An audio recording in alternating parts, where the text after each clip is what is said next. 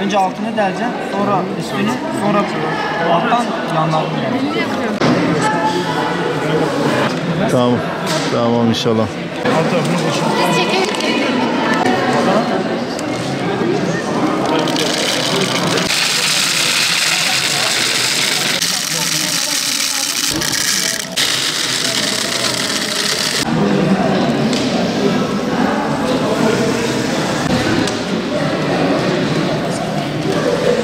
Bak şu işte.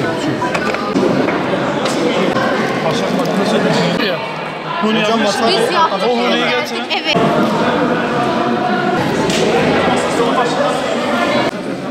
Gerçekten değil mi? Mesela bulduğumuz yerin ürün masası çok güzel. Geçen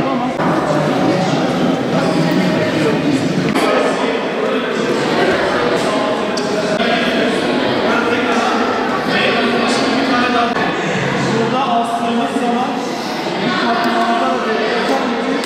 her kaka bulduğunda kuş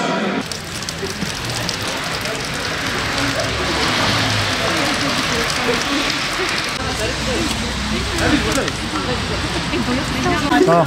Arkadaşlar örnek gösterdiğim gibi sağ olsun gençlik merkezine gelen gönüllü arkadaşlarımız kuşların eksi 20 derecede 30 derecede yem bulamadıklarını fark ettiler. Onlar da bu duygularını bizimle paylaştılar. Biz de onların bu duygularını hemen geri dönüşüm yapmak istedik. Malzemelerimizi de geri dönüşümden sağladık. Yurtlarda kullanılan pet şişeleri topladık. Gönüllü arkadaşlarımız sağ olsun pet şişeleri toplayıp bizlere getirdiler. İçlerine yem doldurduk. Sonra da altlarına tabaklıklar oluşturduk. Sonra gençlik merkezinden Kreditor Kurumu'na kadar yürüyerek buradaki bulunan bütün ağaçlara yemliklerimizi asmış bulunmaktayız. Umut ediyoruz kuşlarımız astığımız yemliklerden beslenirler. Bu soğuk havada hiç olmazsa onların yem bulmasını kolaylaştırmış oluruz.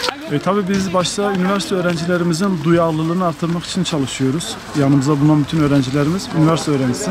Ama bütün vatandaşlarımızdan da biz bu duyarlılığı bekliyoruz. Çünkü gerçekten hava çok soğuk, 30 dereceye kadar düşen bir soğukluk var.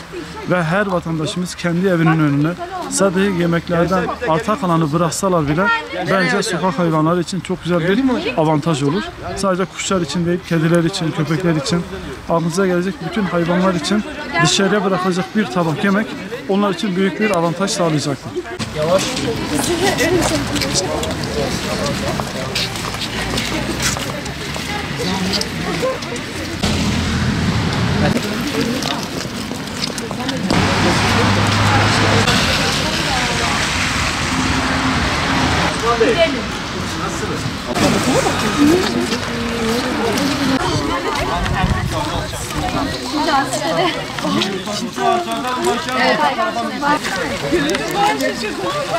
Bu aşağıda daha fazla Arkadaşlar herkes sağ tarafa, sol tarafa bir de karşı alana atıyoruz. Buraya gelmemizin sebebi genç gönüllü ailesi olarak kuşlarımızı aç ve susuz bırakmamak oldu. Kuşlarımızı aç bırakmamak adına onlar için yemlikler yaptık. Bu yemlikleri de farklı bulunduğumuz yerlere, ağaçlara, birçok yemliğe kurduk. Ayrıyeten bundan önce de bu tür projelerimiz oldu. Bu projemizde ise bu kış şartlarında, çetin kış şartlarında kuşlarımızı aç bırakmamak adına bütün illerde de bunun olmasını özellikle isteriz.